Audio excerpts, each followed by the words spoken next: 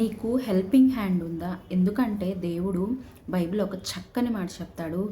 ఈయుడి మీకు ఇయ్యబడును, అణచి కుదిలించి దిగజారునట్లు నిండు కొలతతో మీ ఒడిలో పోయబడును అని దేవుడు మాట్లాడుతూ ఉన్నాడు. ఏంటి దాని అర్థం అంటే, ఎప్పుడైతే నువ్వు సెల్ఫిష్నెస్ లేకుండా ఒక హెల్పింగ్ హ్యాండ్ని నువ్వు లెండ్ చేస్తావో, ఇదిగో నాకు ఇది వారికి నేను ఇస్తే నాకు ఇది జరుగుతుంది అన్న సెల్ఫిష్నెస్ లేకుండా, ఎప్పుడైతే వారి సహాయార్థం నిమిత్తం, వారి అవసరం నిమిత్తం ఎప్పుడైతే నీ చేయి చాపుతావో, అప్పుడు నీకు తిరిగి మరలా నీకు ఇవ్వబడుతుందంట.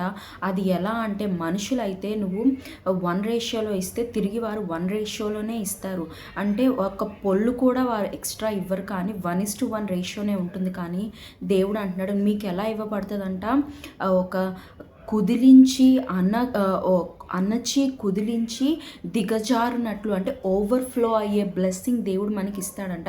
అంటే నీకు ఎంత ఇవ్వబడుతుందో, ఈ లోకం అయితే నీకు 1:1 రేషియో నీకు కొలుస్తారు, కానీ దేవుడంట 1:, అది దేవుడే 1:2 ఓవర్ఫ్లోయింగ్ అనే రేషియో దేవుడు చెప్తున్నాడు.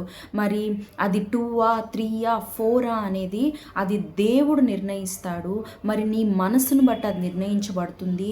మరి నీవు మెప్పు కోసం చేస్తున్నావా, లేదా వారి అవసరార్థం నిమిత్తం, వారి సహాయం నిమిత్తం నీవు ఇస్తున్నావా అనే దాని మీద నీకు ఎంత రావాలనేది దేవుడు నీకు చెప్తున్నాడు. నువ్వు ఏ కొలతతో కొలుస్తావో అదే కొలతతో నువ్వు కొలవబడతావు. అంటే నువ్వు ఇప్పుడు వారికి ఏదైనా చేస్తే, నాకు వీరు పెద్ద పెద్ద వాళ్ళు కదా, వీరు నాకు తిరిగి ఏమైనా చేస్తారు అన్న సెల్ఫిష్నెస్తో చేస్తే అదే కొలతతో నువ్వు కొలవబడతావు. మరి అట్లా కాకుండా నిజంగా దేవుడు నిమిత్తమై, దేవుడు నన్ను వలె నా పొరుగు వారిని ప్రేమించమన్నాడు, సహాయంగా ఉండమన్నాడు అన్న మాట నువ్వు దేవునిలో జ్ఞాపకం చేసుకొని ఉంటే, తప్పక దేవుడు ఓవర్ఫ్లోయింగ్ బ్లెస్సింగ్స్ దేవుడు నీకు ఇవ్వగలడు.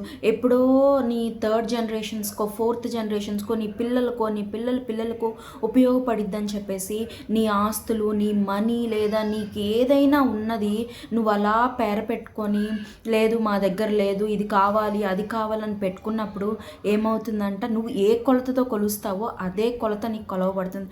కానీ ఎప్పుడైతే ఇది వీరికి అవసరం, ఇది నాకు ఎక్కువగా ఉంది, నేను వీరికి హెల్ప్ చేస్తాను, వీరు బాగుపడడం నాకు సంతోషం, దేవునికి సంతోషం, దేవుల్లో నేను సహాయం చేస్తానన్నది ఏ విషయమైనా అండి, అది మనీ అనే కాదు, వారి మాట ఆదరణ విషయంలో అయినా.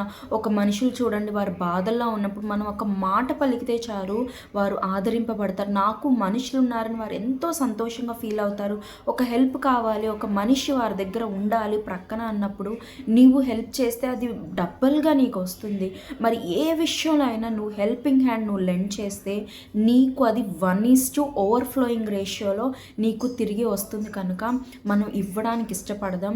సెల్ఫిష్నెస్ని పక్కన పెట్టేసి నిజంగా ఎవరికి సహాయమో, ఎవరికి అవసరమో, ఎవరికి ఇస్తే దేవునికి మహిమ వస్తుందో, ఎవరు నిజంగా కృతజ్ఞత కలిగి ఉన్నారో, మరి కృతజ్ఞత కలిగి లేకపోయినా మనం ఇవ్వవలసి ఉంటుంది. ఎందుకంటే దేవుడు అన్నాడు, నీకు సహాయం చేసిన వారికి, నీ స్నేహితులకే నీకు ఇస్తే నీకేమి లాభం కలుగును, నీ శత్రువులను కూడా నువ్వు ప్రేమించినప్పుడే కదా, వారికి సహాయం చేసినప్పుడే కదా దేవుడు మెప్పు నువ్వు పొందుతామని బైబిల్లో ఉంటుంది.